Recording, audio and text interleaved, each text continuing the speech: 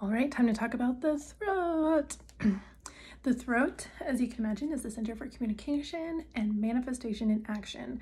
It is essentially the town square of all the centers. All the centers are working their way up to the throat to be manifested into the world. This is where we talk about your words create your world. Your words are your reality. The way you speak has frequency to it, and that's what creates manifestations. This is shown in the throat center. And so with this open or undefined, the unhealthy side of this can look like trying to seek attention. You are blurting out because you feel so much pressure to speak. You can't handle quiet, so you just talk. Or there can be a repressed side where you just don't talk and you don't share your voice because it overwhelmed somehow. And so again, with the unhealthy defined center, it can be the same sort of reaction. There's usually two extremes. There's either you're talking all the time to seek attention, or you just shut down and don't use your voice at all. So for you, if you find yourself wondering if you have an unhealthy expression of your throat center, ask, am I trying to attract attention? When you use your words, are they coming from an authentic, aligned place, or are they coming from a fear of lack, a fear of no attention, a fear of not survival? Because essentially all fears go down to survival, right? Are you trying to attract attention because you think you will be left behind if you don't?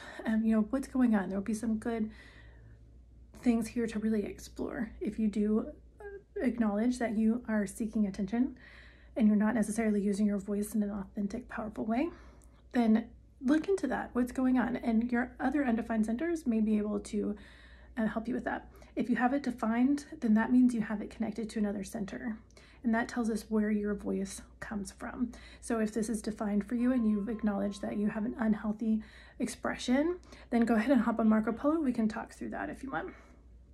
So another thing to notice is that each gate in the throat center is connected to a unique voice. I'll have a graphic for this for you. So something to do if you have this undefined is to look at the gate you have defined in the center. And also if you have it defined, either way you do it, look at the defined gates that you have and then use that voice to express. For example, I have a few that are defined in my throat center, but I only have one channel, and that's connected to gate 56 from my throat, 56 to 11 in my ajna. And so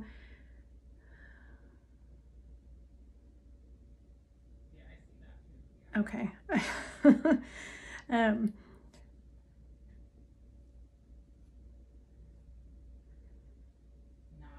Oh, I put the wrong gates on here. That's funny. So anyway, the gate 56, I believe. I'll have to double check on that, but I can use that as an expression of myself. And so just think about it, because there's I am, there's I think, there's I know, there's I believe.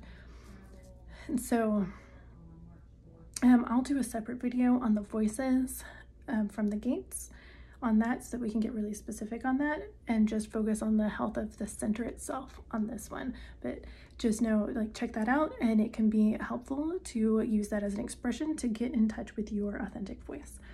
So again, if you are having an unhealthy expression of this, then you are using your voice to really seek attention in an unaligned way. And a healthy expression of it is to really use your own voice to express your truth and your wisdom, because we're all here to share wisdom and to share truths with the world. Okay, so now that we have the throat, again, everything's happening to the throat, we're just going to go down to the next center, which will be the identity center, or the G center.